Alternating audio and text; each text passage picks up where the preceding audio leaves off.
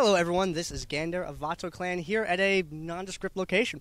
With me is EG Machine, the winner of the Arizona October Open. Machine, how you doing today? Couldn't be better, I guess. Once again, he's won the whole damn thing. He has a habit of doing that, which is pretty cool.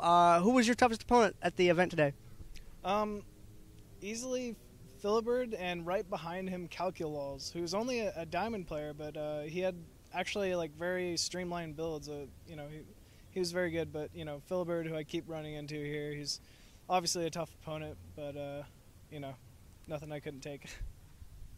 And this is not long after, well, I guess it is a week after. This is a week after MLG Orlando. Yep. What is it like going from like an event to an event? Not just speaking Orlando to here, but when you have those events back to back to back. Because I know you were at IPL 3 also, then you had Orlando. Now you do this. Is that standard operating procedure these days, or is it a little bit of a rush? It's getting there. Coming from like the Brood War background, where we had like a couple tournaments a year, this is definitely taking like something to get used to. As far as like the difference between IPL and Orlando, I was able to practice a lot for IPL, but the week that you get back, you travel from Atlantic City. I got back here. I had like one day to pretty much just kind of rest up, and then I'm back on an airplane again to Orlando. And so I guess the biggest problem with that is I don't really feel like I'm getting the necessary amount of training immediately before a match. But at the same time, most of those people that went to IPL went to Orlando too, so they had sort of the same problems. But traveling gets tiring, but I still love it, I guess.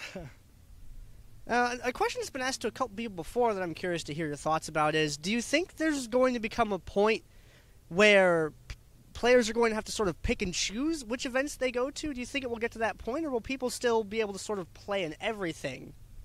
Oh, it's definitely going to get there, and it's already been there in some cases. Huck, with his crazy travel schedule, he's actually had to turn down a few events, like the one that's going on in Paris right now, just basically because of just so much travel. He's finding himself traveling to events more than he's actually practicing, and so you can't keep that up for very long before you start losing your skill. So yes, I do think that people are going to be picking and choosing their events, so to say, and picking obviously the ones that either have more money or have potential for more money in the end, like an MLG or something like that. And another one of the things that recent announcement, EG is now partnered up with Team Slayers. Can you talk a little bit about any of the stuff that's going to be going on with that?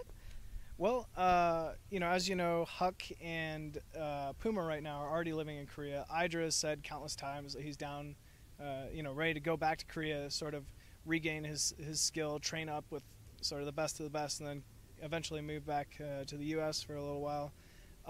And then also following them would be In Control, DeMuslim, possibly myself here soon. So it's a sort of a partner program in the sense that because a lot of the major events right now are taking place outside of Korea, if Team Slayers ever needed to go to the U.S. and maybe wanted to train somewhere or stay somewhere before a big event, like such as an MLG, they're allowed to stay at our house, while at the same time, if we choose to go to Korea for a GSL or just to practice with a top tier team like Team Slayers, and we are allowed to stay there, practice with them, and hone in on our skills that way.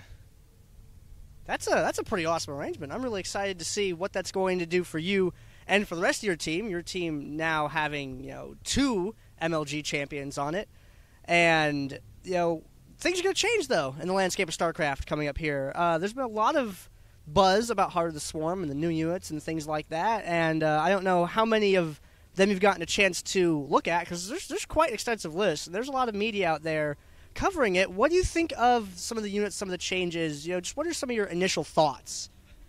My initial thoughts are they look pretty goddamn broken right now. Like, I don't know if you've seen the Shredder, obviously.